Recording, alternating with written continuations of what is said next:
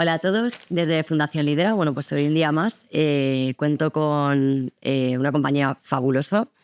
Hoy creo que va a ser uno de los vídeos que espero que hagan historia, porque vamos a hablar de cosas muy importantes. Bueno, pues os los voy a presentar, ¿vale? Os voy a contar un poco, bueno, voy a dejar que ellos cuenten un poco su historia, porque hoy contamos con 3 personas para mí de lujo, que los habréis visto millones de veces, cubriendo pues, los diferentes hechos, pues, tanto en desastres naturales, en las historias del día a día. Y bueno, os los voy a presentar y voy a dejar que ellos se vayan presentando personalmente y les iréis poniendo cara. Bueno, por un lado tengo a Javier Fuente, reportero de Antena 3, a Sandra Mir, reportera de 4, y a Carlos Cachalejo. Cachafeiro. Cachafeiro, perdón, ves, ya decía yo que lo iba a decir mal. Equipo de investigación. Vale, pues si queréis, empezamos por ti. Bueno, la gente te conoce de sobra, pero bueno, vamos a ir viendo... No creo que me conozca de sobra, porque tampoco soy un personaje muy conocido, pero sí que cuando llevas 27 años trabajando en televisión, yo digo que soy tan antigua que he hecho hasta cámaras ocultas, porque es como empecé. O sea, yo hacía el periodismo antiguo del año 2000, con el mundo de televisión de infiltración. En esto nos metíamos 4 meses en una historia con un personaje que no eras tú, creando una historia que no eras tú y sacando realidades que solo se podían sacar con la cámara oculta. Entonces empecé con ese periodismo, que yo hemos sido un poco periodistas policías, que luego ya se acabó. Y luego, bueno, pues todo tipo de reportajes en todos los sitios, ¿no? Al final es una carrera muy extensa, de esa edad, bien hay que decirlo, pero te va un poco forjando lo que eres tú como periodista, ¿no? Y como persona. Eso lo hablaremos después, yo creo que a ellos también les ha pasado. Pues un poco las situaciones que vives y cómo te va marcando es un poco parte de tu identidad. Bueno, pues vamos a seguir por Javier. Bueno, pues yo empecé en el periodismo deportivo, que era una de mis pasiones, luego evolucioné mucho. Y es verdad que siempre digo yo que el periodismo deportivo es uno de los, entre comillas, más infravalorados, pero de los que más luego sacas todos los recursos cuando empiezas a avanzar en el mundo de otras facetas como es la actualidad y tal. Y luego empecé en La Sexta Deportes, en un programa que se llamaba Minuto y Resultado, un auténtico clásico. Y de ahí luego fui evolucionando. He trabajado también con muchísimos mitos de la televisión, como puede ser, por ejemplo, Josep Pedrerol o Antonio García Ferreras, de los que también he aprendido muchísimo. De ahí pasé ya al mundo de la actualidad y hasta el día de hoy que trabajo en Espejo Público, donde he podido cubrir eventos también de gran magnitud, como por ejemplo últimamente la Dana, que nos ha sobrecogido a todos. Y nada, pues ahora empezaremos a entrar en detalles de todo lo que nos quieras preguntar y por supuesto un placer estar aquí con vosotros. Gracias. ¿Entonces, Carlos? Pues es que soy de estas viejas glorias de la tele, que llevan la tele toda la vida. Empecé en televisión española cuando era pequeñito y tenía un pelazo increíble con Inés Ballester, seguro que os acordáis, del Por la Mañana, famoso. Después cambió al Esta Mañana con Marilo Montero, con Pepa Bueno. Estuve trabajando haciendo callejeros durante muchos años, una experiencia muy divertida, porque estás en la calle y vives cómo son los barrios, esa efervescencia, ¿no? También estuve trabajando como reportero pizpireto en España Directo. Yo era uno de esos que iba correteando pues, por los pueblos de España, contando cómo era la actualidad en un lugar y en otro.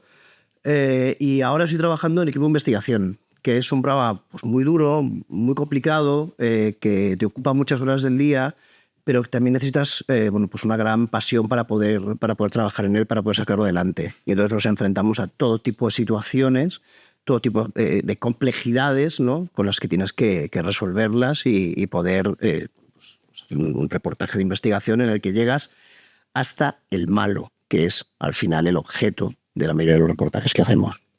Bueno, como sabéis, ¿no? Fundación Lidera al final tiene un cometido importante, ¿no? Que es poner voz un poco en todos los diferentes ámbitos, ¿no? Ver un poco cómo dificulta muchas veces la salud emocional en todos los ámbitos, cómo muchas veces, ¿no? Las cosas que pasan o que vemos pues sí, nos complica tanto nuestro día a día como cuando nos quitamos la camiseta de reportero o de persona que ha estado cubriendo una noticia.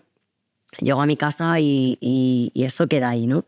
Entonces yo no sé, que empiece el que quiera, cómo vivís, en este caso, tú que has estado en la Dana, por ejemplo, estos días atrás, cuando llegas a tu casa y dices, uff, ¿cómo digiero yo todo esto, no? Me voy a referir a una frase que acabas de decir, que yo creo que la camiseta de reportero al final no te la quitas en las 24 horas, porque muchas veces, supongo que les pasa a ellos también, tú acabas tu día a día y te vas a tu casa y sigues dándole a la cabeza y estás pensando ya en el mañana y estás pensando en este plano de aquí, en este plano de acá, en la historia que me ha contado esta persona o esta otra, y es imposible, por ejemplo, para mí ha sido imposible desconectar durante las 24 horas. Es verdad que siempre te llevas las cosas a la cabeza, intentas desconectar o irte con la cabeza a otro lado, pero ha sido prácticamente imposible. Pues son historias que ves un día tras otro, han sido 15 días en mi caso de estar 24 horas allí, desde las 6 de la mañana que empezaban pues, en el informativo matinal hasta que te acababas, o luego tenías que hacer un reportaje, etcétera. Y como comentaba también Carlos, al final es tu motivación diaria y la pasión. Sin pasión o sin este tipo de cosas no lo vas a poder. Yo, por ejemplo, en mi caso, hablo de mí personalmente, no lo puedes llevar. Es verdad que luego intentas desconectar o intentar empatizar con la gente. Casi que es mejor no empatizar con la gente. En mi caso hablo porque muchas veces la tristeza, ¿no? Es muy complicado, ¿no? Pero yo prefiero no. Yo en mi caso no soy de los de empatizas, es verdad que te metes en las historias, pero no puedes empatizar desde el fondo de pues ponerte a llorar con ellos o intentar involucrarte hasta cierto punto, porque si no, no podrías llevar a cabo muchas veces tu trabajo. Es verdad que la frialdad o esa coraza te la tienes que poner porque si no es prácticamente imposible hacer un reportaje o llegar, como decía Cara, hasta el malo o hasta el kit de la cuestión, porque si no prácticamente no llegas. Es verdad que lo haces porque te gusta, es verdad. Y pues yo, por ejemplo, es lo que siempre le digo, por ejemplo, a mi madre o a cualquier persona que es, ¿te irías a la guerra? Pues sí, me iría a la guerra, pero... Ya, pero yo entiendo que por mucho que nos pongamos corazón. Yo no puedo. O sea, yo empatizo muchísimo y toda mi vida he empatizado muchísimo y creo que en ese sentido yo no me pongo la camiseta de reportero, yo siempre llevo la camiseta de quién soy. Entonces, igual que vosotros, que quizás no estoy diciendo en ese sentido nada, yo me llevo las cosas a casa, yo lloro, no puedo... O sea, ahora mismo se me quiebra la voz porque yo soy valenciana de todo esto. Hoy he estado haciendo todo un resumen de la Dana de un mes. Yo no he podido ir porque estaba de vacaciones justo cuando estuvo la Dana y los equipos ya estaban... Lo he pasado muy mal desde aquí porque quería estar allí, pero yo no quería estar allí como reportera. Quería estar allí para ayudar. ¿Por qué? Porque es verdad que vengo de un periodismo muy antiguo, sin redes sociales, en el que el periodista nunca salía en pantalla. Nunca, porque estaba infiltrado y nunca salía en pantalla. O sea, yo soy una reportera de espaldas a la pantalla, ¿no? Ahora ya no, pero antes sí. Y muchas veces es verdad que preferiría ponerme esa coraza porque yo lo he pasado muy mal. O sea, yo me llevo historias a casa en las que luego he seguido manteniendo. Relación con esas personas, he intentado seguir ayudándoles. Bueno, yo siempre pienso que me hice periodista para ayudar a la gente, para sacar historias que no salían a la luz. Y en ese sentido, creo que ahí, en contra mío, totalmente, en cuanto a la salud mental, que es lo que nos... Porque lo paso mal. Porque lo paso mal y porque lloro y porque siento y porque muchas veces, a veces tanto para llegar a los buenos como a los malos, a veces esa empatía también viene bien con los malos, porque también esa empatía también la puedes dar la vuelta. Pero yo en ese sentido, a nivel de salud mental, sí que lo paso mal. De hecho, me da rabia no haber ido, pero por otro lado digo, mira, ya he vivido muchas situaciones muy complicadas y mira, esta me la ahorro in situ, porque ya el pozo va, ¿no? O sea, nos va un pozo, que vamos con un pozo ahí todos, ¿no? Aunque tú digas te he puesto la coraza, es muy difícil. O sea, no es la coraza, me refiero, sí, sino... no te he entendido, sí. Y luego, a nivel de empatía, cuando dices, como por ejemplo decía Carlos, referido al malo, es verdad que tú te tienes que ganar su confianza y tienes que hacerte medio colega, etcétera, porque si no, no te vas a introducir en su mundillo. Me refería más un poco cuando estás en medio de esa historia o de tal, que tienes que construirla, pues muchas veces entiendo también hay gente que, y no lo digo a modo de... Entiendo que mucha gente tiene pues otra... no digo que sea esté mal, sino que yo prefiero no meterme hasta... Pero digo no llegar a empatizar ni a sentir... a empatizar muchísimo. No. ¿Has podido llegar a no irte con un nudo en la garganta? Sí, me he ido con un nudo en la garganta, por supuesto. Todos los días y sobre todo, por ejemplo, me refiero a una historia que incluso se hablando de lo viral, una mujer que era que habían fallecido su marido y su hija, que ella trabajaba en la consellería, no sé si sabéis la historia, que trabajaba en la consellería y la consellera no le había llamado ni siquiera para darle el pésame 7 días después. Esa señora yo la tuve en directo, la señora estuvo hablando con Susana Arvizu, la presentadora de mi programa, durante 5 minutos llorando a cámara y estaba con un nudo en la garganta, evidentemente. Esa señora estaba con el mayor dolor que se puede tener en su vida. Acaba de perder a su hijo, a su hija y a su marido, se había llevado la rayada y me llamaba la atención la poca empatía que había tenido, por ejemplo, la consellera en este caso, que ni siquiera 7 días después Había sido capaz de había sido capaz de llamarla a darle un pésame. Eso es lo que ella reclamaba. Decía, pero ¿dónde estamos? ¿En qué manos estamos? También muchas veces hablando de relaciones de jefes o a nivel, ya no vamos a quitarnos de jefe, a nivel humano. Como una persona que has compartido 20 años con ella y luego por cuestiones políticas o te quieras quitar culpabilidades o no sé qué, ¿cómo esas personas duermen por la noche? Es que ¿sabes qué pasa? Que yo creo que ya no hablamos solamente desde el punto de vista del periodista, sino yo creo que al final es desde el punto de vista humano, ¿no?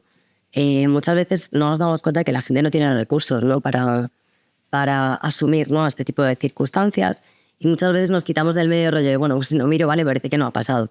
Y muchas veces no nos damos cuenta de que eso mismo es lo que provoca, ¿no? El desapego con las personas y cometemos errores, pero nos pasa muchas veces con nuestros propios familiares, ¿no? O sea, ves a tu hijo que tiene un problema y tú, no pasa nada, es un niño, ¿no? Sí pasa, ¿no? Entonces, al final, yo creo que la educación emocional, la vinculación, ¿no? Con este tipo de situaciones, creo que es importante que todos tengamos la capacidad de empatizar, la capacidad de hablar de esto y no el hecho de por no callarnos o por decir, bueno, ya me quitará y ya nadie me llamará. Si seguramente esa persona está en su casa, la habrá visto y se le habrá destrozado el corazón. Seguramente, pero tampoco tiene recursos, ¿no? Y yo creo que es una de las cosas más importantes que deberemos empezar a poner como decimos nosotros, en los colegios, en los centros de trabajo, empezar a ayudar a la gente, ¿no? A tender mano a que pueda exteriorizar y a ponerlo en palabras. Pero claro, es que desde pequeño la psicología debería ser algo, Básico. un pilar fundamental desde que los niños entran en el colegio, desde los 3 años, una asignatura, algo, pero ya incluso en todas las profesiones del mundo que se está empezando a tener importancia ahora, pero antiguamente o no sé, nada, no ha existido nunca. No. Los dos estamos haciendo, de hecho, un reportaje sobre una familia que, bueno, son 3 hermanas, con un hermano además discapacitado, 3 hermanas y un chico, y perdieron a sus padres pues porque de repente un día desaparecen de su casa y 5 años después les encuentran en un barranco, les habían asesinado. Esto pasó en el año 2012. Estamos en el año 2024. Han pasado 12 años para esta familia que todavía no se ha juzgado este caso. Ellos se han aprendido el sumario, han ayudado a la investigación para llevarla a cabo, han hecho su propia investigación, de hecho, buscando quién podría haber sido el asesino de su familia. Y claro, hablamos de los periodistas que nos ponemos una coraza para poder hacer nuestros reportajes, pero también la justicia lo hace y a veces no consigue empatizar con una familia que hace 12 años perdió a sus padres y nadie le ha reparado esta situación, ¿no?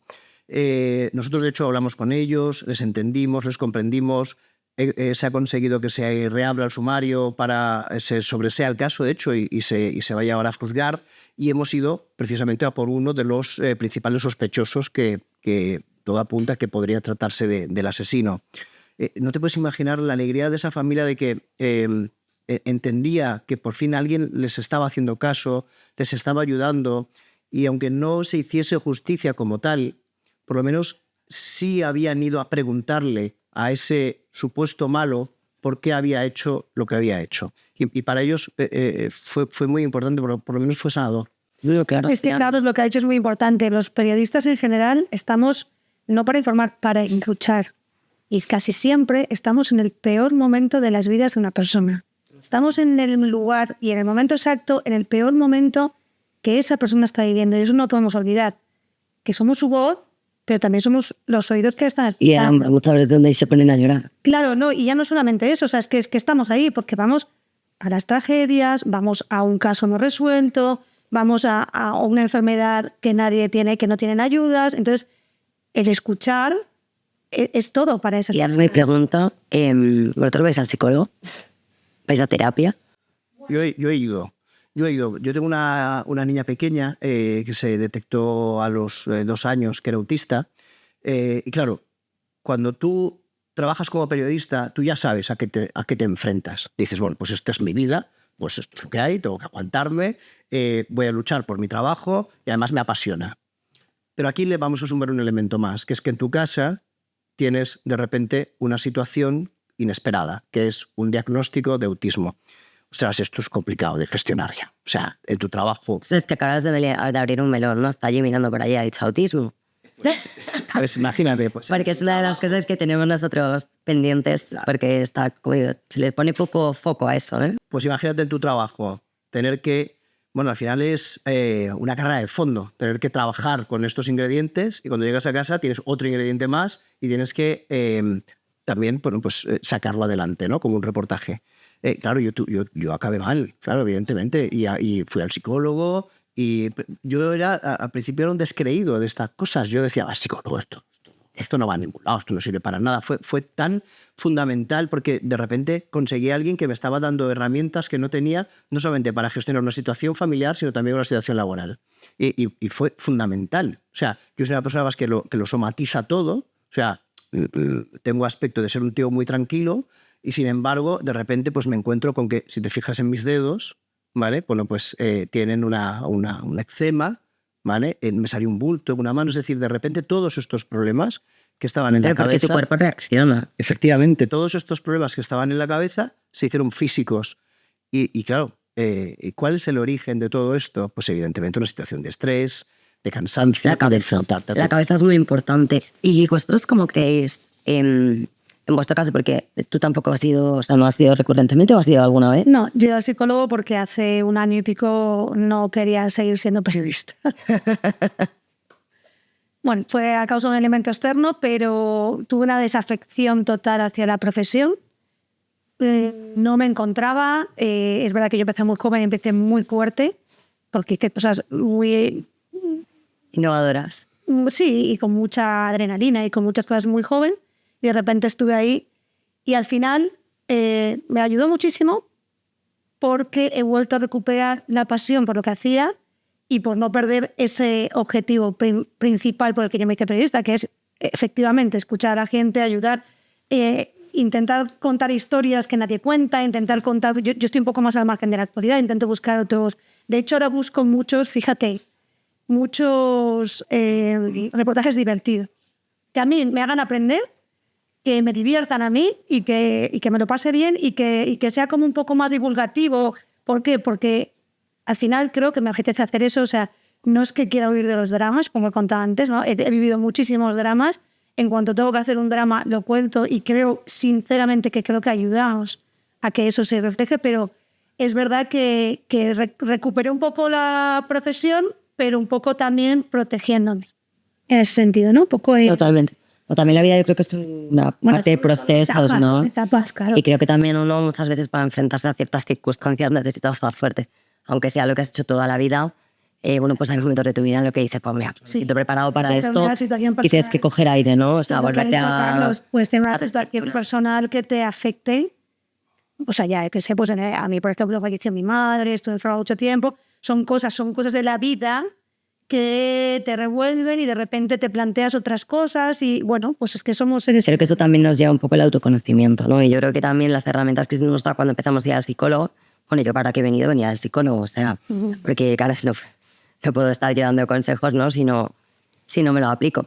Y al final sí es verdad que vas descubriendo, que me hace mucha gracia, porque muchas veces le digo a mi psicóloga, es que me pongo aquí a hablar sola, ella en realidad me hace 2 o 3 preguntas y yo empiezo tú. Y cuando me di cuenta y digo, pues, si es que claro, o sea, al final es que ella te va colocando para que tú te des cuenta de lo que te está pasando dentro. Y a mí una de las cosas que más me gustan, porque mucha gente me dice, pero que es necesario. Digo, pues es porque es necesario, porque yo ya le cuento cosas que a mi pareja, por mucho que quiera, no se las voy a contar igual. Aunque se las quiera contar. ¿Por qué? Porque mides como se las dices. Porque dices, ay, no le voy a decir esto a las que le siente mal. Entonces lo voy a decir así. Ya no estás siendo tú.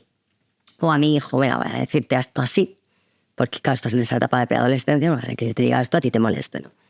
¿Qué pasa? Que yo a mi psicóloga le hablo como realmente me siento. Pero no me tengo que poner, o sea, no tengo que medir la palabra, no tengo que poner o corregir. Sí, directamente le digo lo que me siento, como yo me siento. Entonces, cuando yo le digo lo que como a mí me sale, me siento a gusto y soy capaz de ordenar Claro, eso no lo puedes hacer en tu día a día con las personas con las que lo hablen, incluso con una amiga, porque obvias o omites información. Todos lo hacemos. Entonces, es una herramienta muy importante.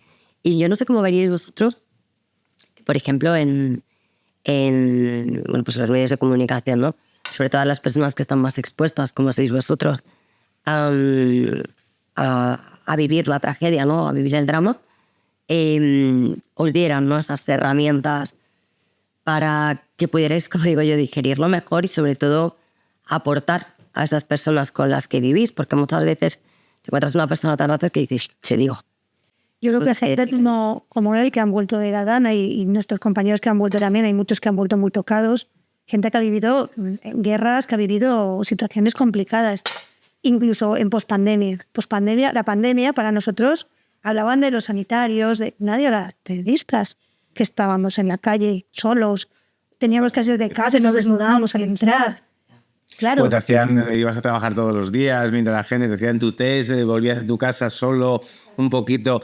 Y lo que comentaba ella, por ejemplo, gente que ha ido a la guerra, yo conozco gente que, corresponsales de guerra, que venían de pasar 1 o 2 meses y precisamente una compañera hace poco me lo comentaba en un cumpleaños y me decía que ya cuando volvió de cubrir algún conflicto de guerra ya han pasado por periodos de depresión severos. Aquí a Sol Macalizo, severos. que cubre la guerra de... Pero bueno, al final son etapas que vas intentando paliar porque sabes que tendrás que volver al ruedo en algún momento y es verdad que es muy importante la psicología porque la salud mental es absolutamente todo. Es todo, todo. Si tú no tienes la salud mental estable o bien o trabajada, que es importantísimo trabajarlo, ya no solo en el periodismo, yo creo que en cualquier ámbito de la vida, todos pasamos por etapas. Puedes estar bien, puede parecerte en el mundo este de las redes sociales, comentabas tú que eres un poco reacia o old school o como lo queramos llamar. Lo que ves en las redes sociales, al final mucha gente no es la realidad. Mucha gente que tiene una vida de escaparate y luego tiene una depresión brutal en su vida real y tiene que trabajar con psicólogos. Y eso al final yo creo que es una herramienta fundamental. Ir al psicólogo, como comentabas tú, desahogarte con una persona, no te vas a desahogar ni siquiera con tu amigo, con tu madre, con tu pareja, con tu hijo, con quien sea.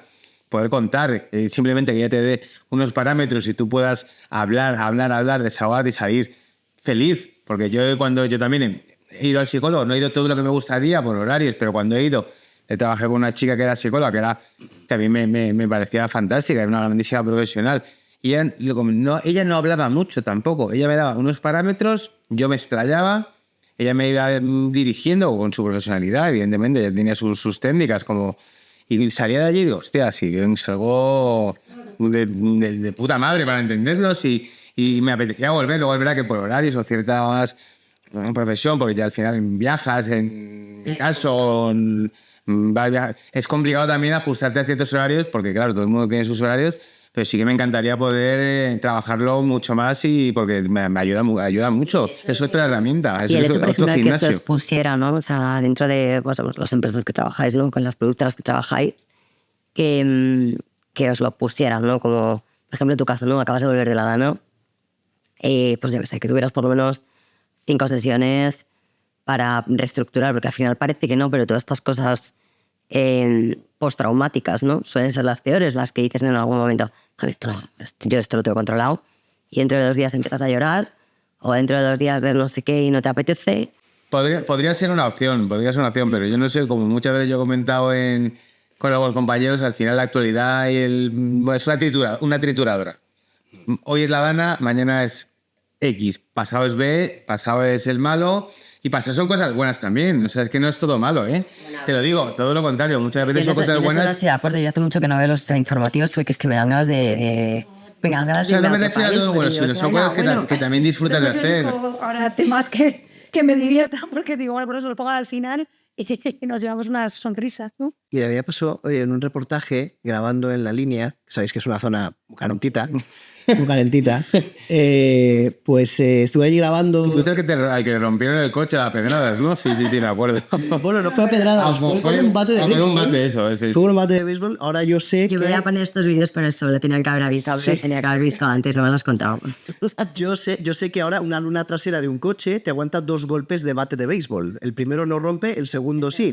Y si tú estás conduciendo con un cámara al lado y tú tienes que salvar la situación, es decir, tienes a unos narcotraficantes que están golpeando tu coche con un bate de béisbol, estás en una carreterita así, tienes que salvar la vida de tu cámara, que además está grabando, y tú tienes que sacar la sangre fría, arrancar y largarte de ahí, teniendo en cuenta que todos los cristales de ese golpe los tienes alrededor de ti. ¿Vale? O sea, situaciones como esas, claro, es un shock bestial. O sea, al hotel llegas temblando. Bueno, al hotel o donde sea. Sí, ¿no? Y evidentemente llegas al hotel y dices, pues no quiero hablar con nadie, quiero bajar la persiana, pero es que es lo que decías, es muy difícil. Nosotros no bajamos la persiana prácticamente nunca, permanentemente estamos con esto. Es que, a ver, nosotros como desde la fundación estamos promoviendo un montón de... Nosotros tenemos lo que es la fundación y luego por otro lado tenemos la consultora. Entonces, yo cuando venís, me gusta también el enfocar, ¿no? ¿Qué necesidades podéis tener en algún momento, ¿no? Y cómo podrían paliarse en base a todo lo que nosotros hemos ido descubriendo en este año, que no es que llevemos mucho, pero sí es verdad que hemos tenido mucha información, ¿no? Tanto de diferentes sectores, bueno, pues como de diferentes bueno, te digo, sectores o personas o chicos, colectivos. Entonces, al final vas viendo, ¿no? Que hay muchas necesidades que son ecuánimes para todo el mundo, pero otras muchas sí que son más específicas. Y yo creo que a lo mejor en vuestro caso, a lo mejor sería bueno que tuvieseis un teléfono de atención psicológica para este tipo de situaciones, ¿no? O sea, cuando os pilla en cualquier sitio, en un conflicto, en situaciones así, ¿no? A ver, yo creo que en nuestro trabajo, y aquí yo creo que vamos a estar de acuerdo los tres, muchas veces lo mejor que te puede pasar, a mí me ha pasado, esto y lo contrario, es que tus jefes que están en una redacción sepan lo que ocurre en la calle. Y cuando te ocurren esas cosas, se pongan en tu lugar, esa empatía también venga desde una mesa, de una redacción, para, si tú tienes detrás un buen equipo que comprende lo que te está ocurriendo, que comprende que estás en situaciones complicadas. A ver, por ponerte un ejemplo. Yo me fui a Pakistán, íbamos 3 mujeres a hacer prostitución en niñas. Nos metimos en burdeles, o sea, yo acabé en un burdel con niñas de 12 años, prostituyéndose, tal. Bueno, pues yo tenía unos jefes que en ese momento, los 6 días que estuve en Pakistán, no me llamaron en ningún momento.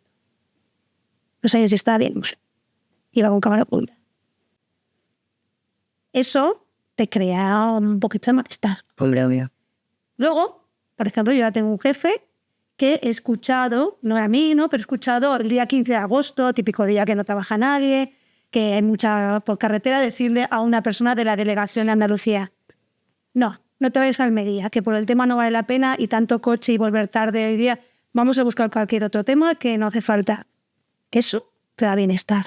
Claro. Es decir, muchas veces esa situación que ha vivido él, yo he vivido otras situaciones también muy complicadas, pues que te disparen, o sea, que estés en una situación que no va a vivir nadie en otra vida o en otra profesión, que es una situación que a lo mejor una persona estaría contando 50 años vista para sus nietos y que ha sido el mayor trauma de su vida, pues a lo mejor puedes tener 4 o 5 situaciones en tu vida, tampoco vamos a decir 100, pero que las vives en ese momento y como bien ha dicho, al día siguiente, pues como vas a otra situación y tal, pues vas como es como una bola, ¿no? Y pim pam, y pim pam, y pim pam, y pim pam, y dices, bueno, solamente creo que se puede ayudar, aunque no sea de forma psicológica, teniendo detrás un equipo de jefes, coordinadores, tal, que Es que todo esto al final sí que te agrupen. O sea, al final ¿no? todo esto sí que tiene que ver con Estoy bienestar completamente de acuerdo. Un jefe empático Eso es un regalo de Dios. Pero es que no es como un psicólogo. Es un psicólogo. jefe empático. A ver, nosotros desde aquí, a mí me encanta estar diciendo esto porque para nosotros desde aquí lo que nosotros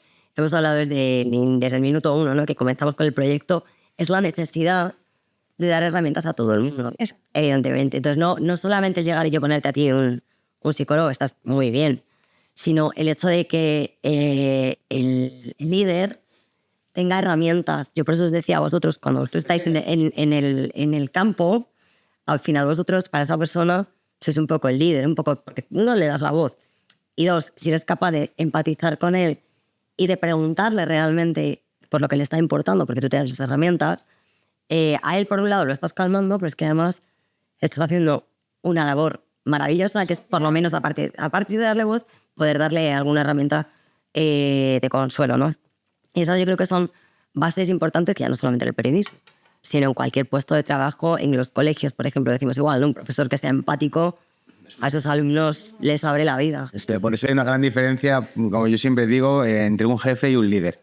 Exacto. Porque un jefe es un jefe a que tú le des tu respeto como jefe, y un líder es el que tú, como profesional y persona, le vas a seguir hasta el final.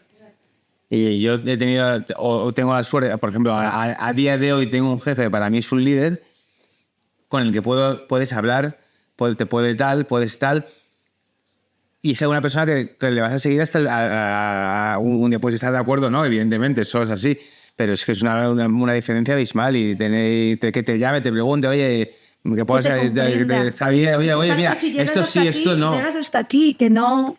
Sí, pero muchas veces nuestro trabajo al final es un tío o una tía que hace minutos.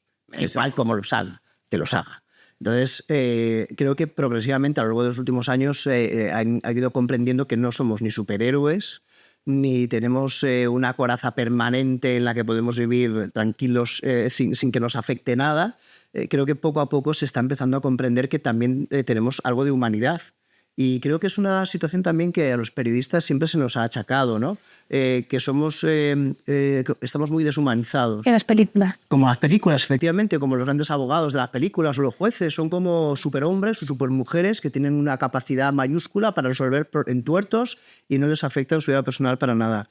Y es verdad que creo que en los últimos años se ha ido entendiendo que ni somos superhéroes ni lo pretendemos ser, pero claro, nos tenemos que enfrentar a estas situaciones y carecemos muchas veces de esas herramientas para enfrentarnos a esto. Mira, hace poco hicimos un reportaje, seguro que lo habéis visto, sobre Daniel Esteve. Daniel Esteve es el CEO de Desocupa, y cuando iniciamos la producción del programa nos contactamos con él, evidentemente, para bueno, pues entrevistarle y que nos cuente un poco pues, a qué se dedica, qué hace, cómo trabaja, las polémicas sobre las que está rodeado, y nos encontramos con que llegamos a recibir una amenaza en la que señalaba, por ejemplo, a nuestras familias, a nuestros hijos, sé dónde viven vuestros hijos, ¿no? De hecho, él después señala que lo hemos descontextualizado, pero el vídeo está ahí, es el que es. ¿Sabes lo más duro de todo esto? No es esa amenaza que puede lanzarte esa persona. Eso no era lo más duro. Lo más duro era ver los comentarios de cientos, de miles de personas que en los comentarios eran aún más violentos contra nosotros. Como si nosotros, no sé, fuésemos algún tipo de ente, como decía antes, un ente con una capacidad sobrenatural para soportarlo todo, ¿no? La violencia era de tal calibre que yo no fui capaz de leer más de 10 comentarios. O sea, que al final te afecta. ¿Cómo nos enfrentamos a estos comentarios tan bestias? Y te das cuenta que detrás de esos comentarios lo que hay es un montón de desgraciados y desgraciadas que están escribiendo ese tipo de cosas sin ser conscientes del daño que están generando en una persona, como os he dicho al principio, que soy padre de una niña autista. Es que mi hija no entiende muy poquitas cosas. O sea, imagínate cómo le explico yo a ella que están amenazándola a ella y a su padre en redes sociales con esta carga tan violenta.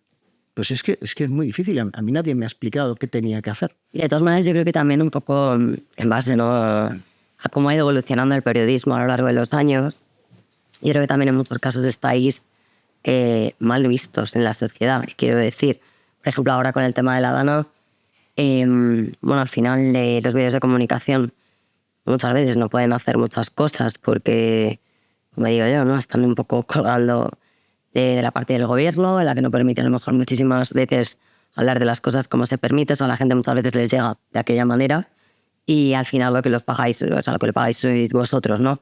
Que estés allí, que uno se cabrea, que el otro te dice.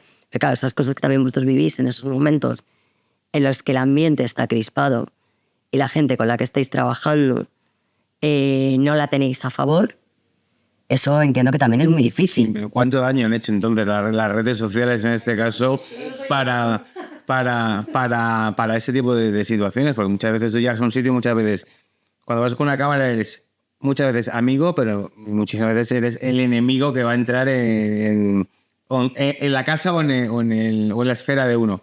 Hablo de la Dana. Tú ibas muchas veces a algunos sitios y había muchísimas personas que, habiéndose informado lejos de los medios de comunicación, sino a través de redes sociales, te venían a decir: ¿pero qué estáis contando? Si hay 3.000 muertos, me decían a mí, a ver, ¿dónde están los muertos? Si estáis mintiendo, sois cómplices, asesinos. A mí me han llegado a llamar en la Dana, a mí, a muchísimos compañeros: vosotros sois asesinos, sois cómplices. ¿Cómplices de qué? ¿Qué estás diciendo? O sea, evidentemente te vas a enfrentar a nadie porque al final es entrar en conflicto. Pero gente diciendo: 3.000 muertos, ¿dónde están los 3.000 muertos? Claro, gente se informa, es verdad que ahora mismo la información es una vorágine, es un tsunami.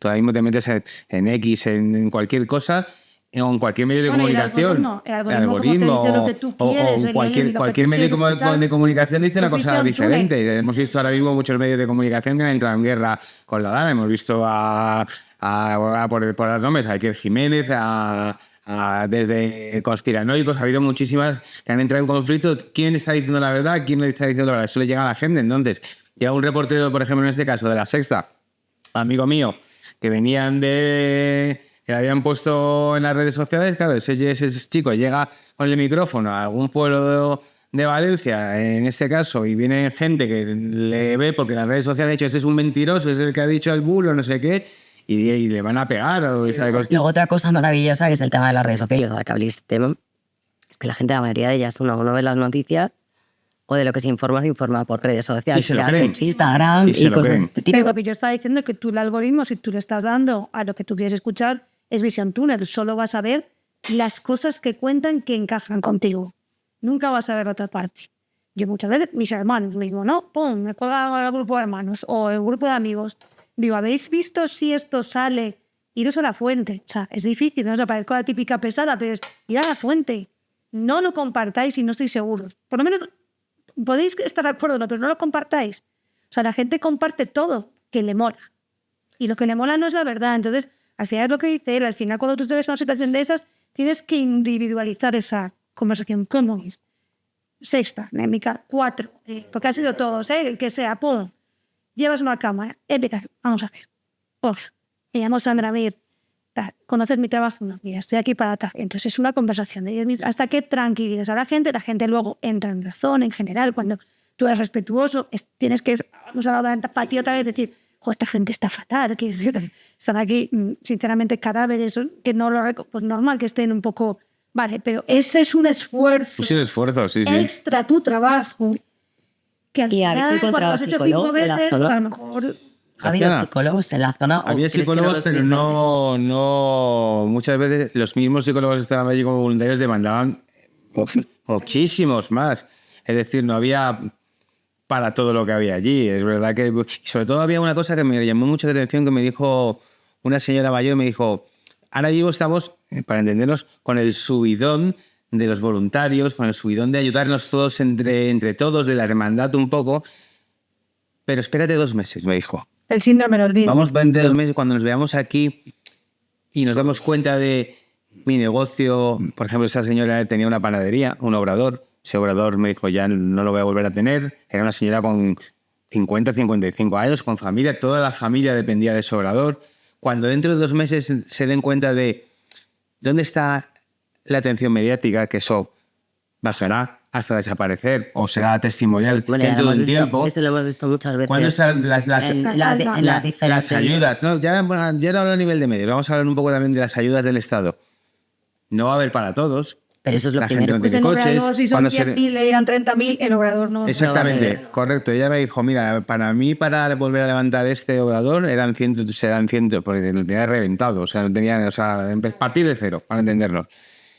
Con todas las deudas que tenía, porque ya luego las hipotecas, etcétera, no lo perdonan. Y luego el tema de que muchísima gente, sobre todo, aquí en Madrid ahora estamos un poco más concienciados con eso, pero por lo general, cuando vas a pueblos, hay mucha gente que no tiene seguro.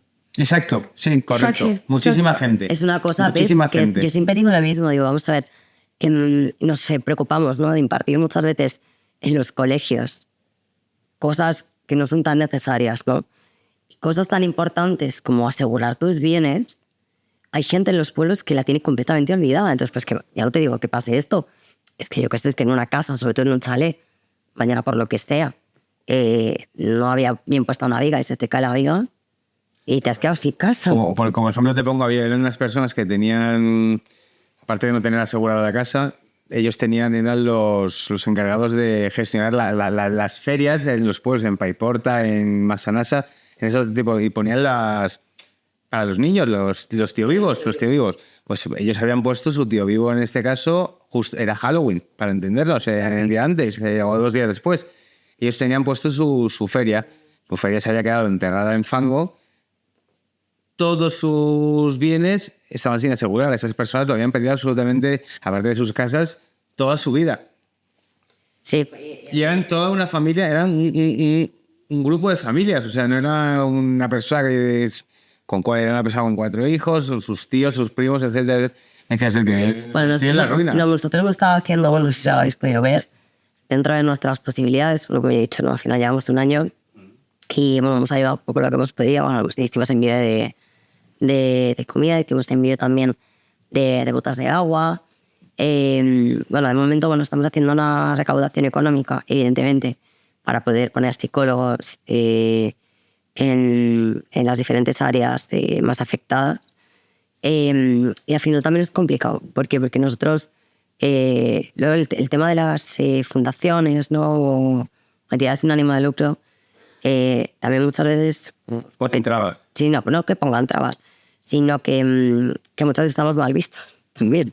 Porque claro, o sea, muchísimas veces, en ciertas ocasiones, por ejemplo, con el tema de Cruz Roja o Cáritas, todo lo que hemos visto, que no sé si es cierto o no, yo sí que, por ejemplo, la ropa que nosotros enviamos, nos la volvimos a traer, ¿vale? Y la vamos a enviar al Rally Solidario. ¿Por qué? Porque nos dijeron que no garantizaban que le iba a poder nadar. Y yo me dije, mira, yo me la traigo de vuelta porque independientemente de que aquí seguro hará falta, pero ahora mismo la van a tirar, prefiero ponerla al otro. Es que el problema con la ropa, había una cosa que es verdad que me hubo cierto... Allí ahora mismo la ropa cogía muchísimas bacterias y de todo. O sea, Sí, pero entiendo que también ha sido falta de organización. Sí. No, es que la organización es un desastre porque yo creo que eso le ha venido grande, ha sido tan grande que ha sobrepasado todo. Yo no sé, yo como te digo, yo no soy la tía más inteligente del mundo y lo tengo claro. Pero vamos a ver, esto lo llevas a Valencia Capital, lo metes que en cualquier sitio Sí, y pasado mañana te pones a repartirlo. ¿Me entiendes lo que te quiero total, decir? estoy de acuerdo. O sea, no hace falta llevarlo al pueblo. O sea, coged todo esto, lo lleváis, lo desinfectáis, lo cogéis con tal y lo ponéis donde tenga que estar. Yo llegué a ver multitud de cosas que llevaban voluntarios, al final que acababa tirado por los suelos, con dinero de barro, entonces la gente no... Ya no es cuestión de sino que es que hubo... Las 10 primeros días hubo una desorganización absolutamente total. También es que no se podía entrar, era muy difícil también. Hubo una muy mala organización, viendo sobre todo que había muchos medios a disposición y creo que no se han utilizado de una forma correcta. Y nosotros ahora mismo pues son los que estamos recibiendo muchas ayudas. Si es cierto que vamos a hacer ponerlo todos los medios que sean o que estén por nuestra parte para poder formar esos equipos, porque ahora mismo, bueno, no sé hasta el punto, tendremos que hacer una valoración tanto de la zona como de los afectados, ver un poco, ¿no?, en las situaciones que se encuentran, porque luego un montón de niños y un montón de personas mayores, bueno, pues que todavía estén por ahí y no sepamos muy bien por dónde hacerlo, ¿no? Y esto irá saliendo a la luz y iremos poco a poco. Nosotros somos una fundación que estamos muy pendientes de esto. Seguimos recibiendo noticias, ¿no?, y viendo un poco cómo podemos ponernos a trabajar ahí, pero bueno, va a ser complicado, pero no vamos a desistir, eso lo tengo clarísimo. Y yo en todo lo que vosotros podáis ayudarnos a llegar, ¿no?, con el mensaje, y bueno, pues cualquier persona que quiera colaborar con nosotros, estamos más Además, que... me acuerdo que la gente allí, había un mensaje muy generalizado entre la gente de allí, decía, por favor, no nos olvidéis, no nos olvidéis, por favor. De eso decía mucha gente mayor, muchas familias con niños. Una madre me decía, por ejemplo, hay muchos niños que tienen ya el curso perdido porque, dice, los colegios están destrozados y por mucho que les quieran movilizar a otros colegios, a día de hoy no, hay muchos niños que siguen estando Sí, que luego son volver. niños que ya han vivido una pandemia. ya han vivido una pandemia, pero que... Total. Yo vi un vídeo que a mí me impactó mucho, que estaba en una peluquería y era una puerta así como un saco de cristal y estaban poniendo toallas Y claro, en ese momento en el que se rompe la puerta y ya te llega por aquí el agua, ya no puedes salir. Claro, te encuentras metido en una peluquería, viendo cómo el coche te tapa la puerta ya. O sea, superar eso, aunque salgas de ahí, yo creo que eso, o sea, por mucho que quieras, te va a llevar tiempo. Y niños pequeños con menos capacidad para a lo mejor poner palabra, ¿no? O ser capaz de asumir este tipo de situaciones, yo creo que va a llevar trabajo. Sí, lo que pasa es que depende de la edad, ¿no? Porque hay una edad ahí, esos 6, 7 a 8 años, tal, que algunos también se lo toman como, no como un juego, ¿no? Pero es como, por ejemplo, mis amigos del FMSI o los de Paiporte, tal, de una niña de 8, otros de 9. Entonces, ellos ya estaban en el pues, cogiendo el barro, tal. Bueno, empezaron un poco como a jugar con la situación, ¿no? O sea, es un poco, no es una vida es bella, porque no es eso, ¿no? Pero como la pandemia, los niños, ¿no? Vamos al colegio, si les vendes tal, pasaba el convoy, ¿no? Galletas de dinosaurio, mamá, no cojas más cajas de galletas de dinosaurio. O sea, entonces tú les vas haciendo un poco, entonces, bueno, yo creo que los niños también es complicado, pero en parte también se adaptan, ¿no? Se adaptan un poco a, o sea, como que no sé, es otra historia, ¿no? Pero sí que es verdad que el síndrome del olvido, que se dice siempre, ¿no? No solo en estas situaciones, en situaciones de sucesos graves, ¿no? De un asesinato. ¿Cuántas veces hemos visto padres, madres de asesinatos muy conocidos que se vuelven locos con los medios? Y dices, pero esta persona no es que se vuelvan locos con los medios, es que necesitan seguir manteniendo vivo ese mensaje, ¿no? Y manteniendo vivo esa situación. Y yo creo que no sé si será un síndrome estudiado o no, pero yo le llamo el síndrome del olvido porque pasa el querer mantener eso. Y hago esta iniciativa, y hago este no sé qué. Por cierto, con casos súper famosos. Pero el padre más del Castillo, pero yo creo que al final... Pero yo creo que al final el hecho... Luz, o sea, muchísimos casos de sucesos que dices, esta gente, pero qué ganas... No es que ganas, es que es la forma de luchar por eso, ¿no? Y entonces, sí, pero yo creo que también muchas veces para... Y bueno, yo eso lo voy viendo, ¿no? A medida que nos vamos introduciendo más en la parte de las necesidades de salud mental, te vas dando cuenta también que para cerrar un proceso necesitas darle cierre, ¿no? Cerrar la puerta, ¿no? Y claro, en ocasiones, ¿no? A lo mejor en la que, bueno, esto lo habéis visto, que habéis estado en situaciones de este tipo, ¿no? Y con personas, pues, como decimos, el padre de Marta de Castillo, con la niña y el padre de Mariluz, si no encuentras el cuerpo, en este caso, tu cabeza al final no va a parar. ¿Cómo lo desaparece? Claro, es que no va a parar. Entonces, al final, cuando tú estás viviendo un duelo, yo creo que o sea, no es lo correcto, ¿no? Pero al final tú siempre tienes que tener un culpable y el culpable te tiene que dar la solución. Y yo creo que ahí está un poco también la cabeza humana, ¿no? Y también hasta que tú eres capaz de cerrar eso y empezar el duelo. Pero para empezar el duelo tienes que conseguir cerrar la puerta y no mirar más atrás y mirar para adelante, aunque es muy complicado, y aprender a convivir con ello. Sí, de hecho lo que tú decías antes, allí en la Dana, Valencia, el duelo no ha empezado todavía. No. Están en el momento de emergencia. Están en la fase de emergencia, el duelo no ha empezado. Me acuerdo que me dijo, pásate dentro de 2 meses a ver cómo estamos, me dijo. Por ejemplo, a las puertas de la Navidad, a ver cómo está la gente también. Y es que también...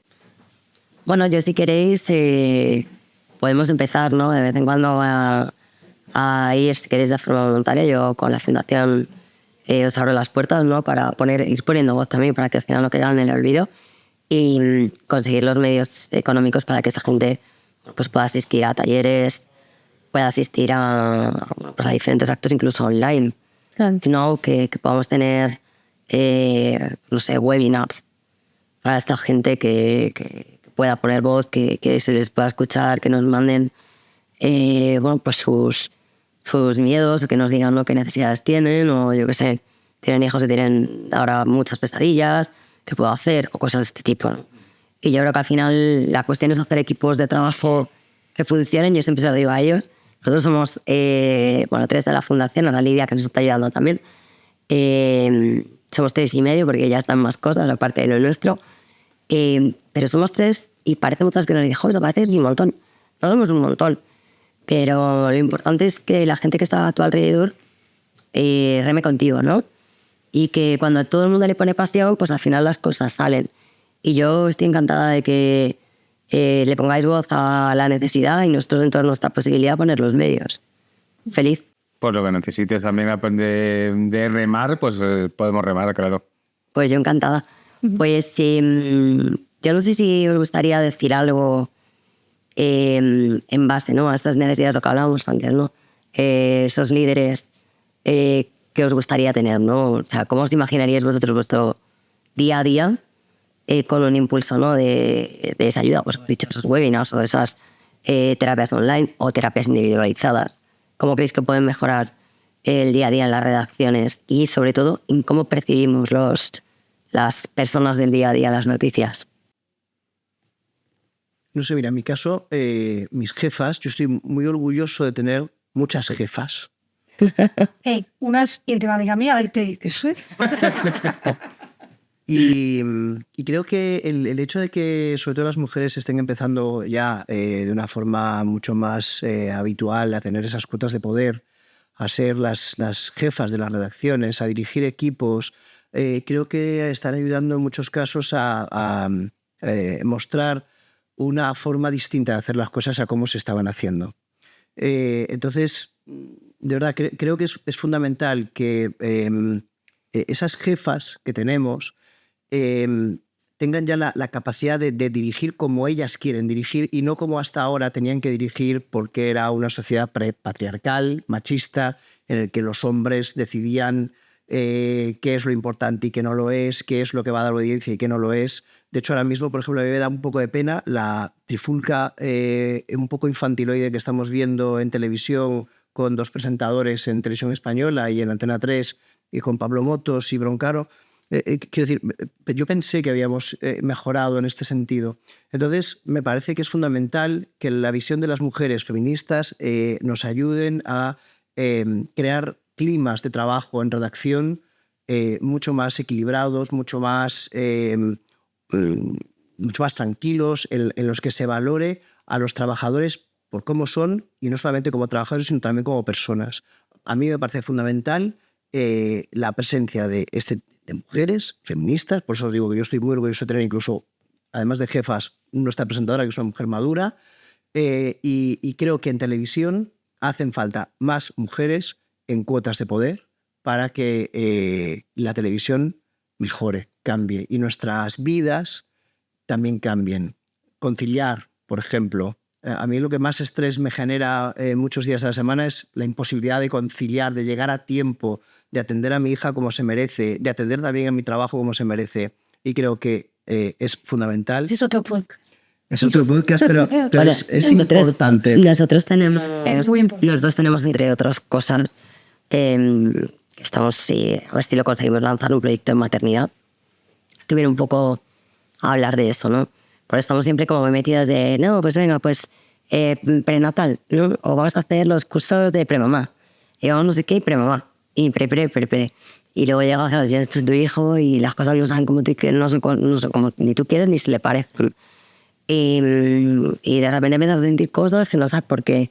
Y te pasa no sé qué y no sabes por qué. Y nadie te dice nada.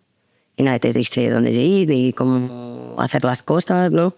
Y yo creo que es súper importante el hecho de que después de eso se puedan dar también diferentes herramientas, ¿no? Y sobre todo que las empresas, yo lo digo siempre, mira, yo trabajo con mi equipo y ante todo somos personas. Lo más importante de esta vida es trabajar con personas que les gusta lo que hacen y sobre todo el hecho de que puedan ser personas independientes. Con esto quiero decir que si una persona es que la necesidad de estar, como digo yo, de 9 a 6 y es que a las 6 en punto te tienes que ir. No, o sea, tampoco es esto. Yo creo que cuando trabajas con personas válidas de verdad, que trabajan por el proyecto, al final muchas veces trabajan más felices, pero porque tú además les dejas, ¿no? De tener disposición de un tiempo como para ir a buscar a mi hijo o como para acudir a un cumpleaños con él. Es que son cosas. Eso que nos has preguntado para finalizar, aparte de lo que ha dicho él, es que sean personas, ¿no? O sea, que trabajan personas que trabajan con personas, que es un poco también lo que has comentado tú. Y que al final la parte personal no se pierda. O sea, no se pierda porque puede haber un objetivo de llegar a esto, conseguir esto, informar sobre esto, hay que emitir a tal hora, pero hay una parte personal muy importante. Y si esa parte, yo en este caso, en el equipo en el que estoy súper feliz, porque es todo súper buena gente, gente normal, que es difícil en nuestra profesión, gente normal, y te tratan como persona, y lo personal está por encima de lo profesional. Y a veces eso ya te digo que es un súper red. Entonces, yo creo que yo con eso me quedo.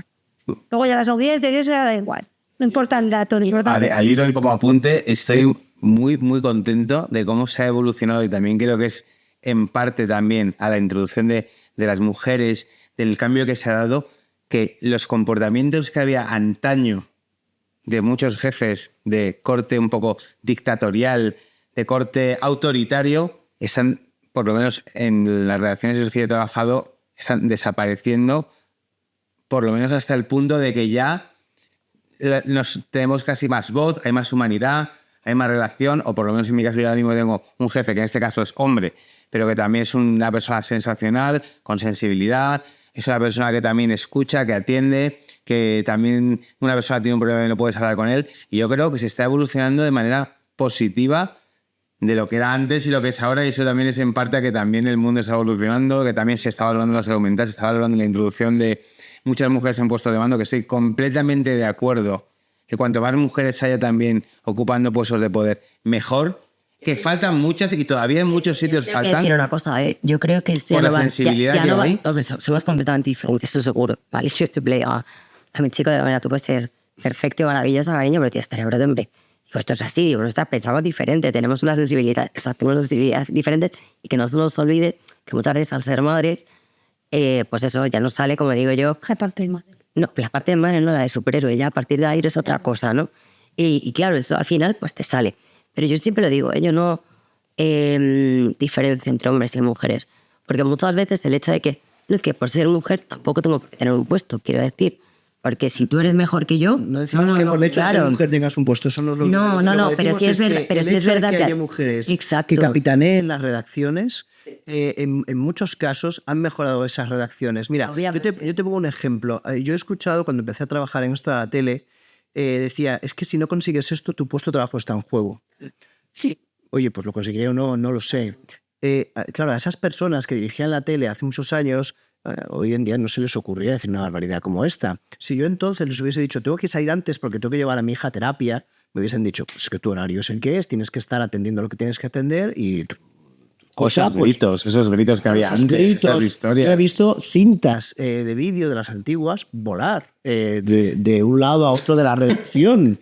Era Sí, porque me hace... esto lo hemos por los visto. dedos. Esto lo hemos visto. Yo he visto a mujeres que también hacen eso. Sí, también. Y soy mujer, o sea, y tengo que decir que he tenido muy buenas jefas y muy malas.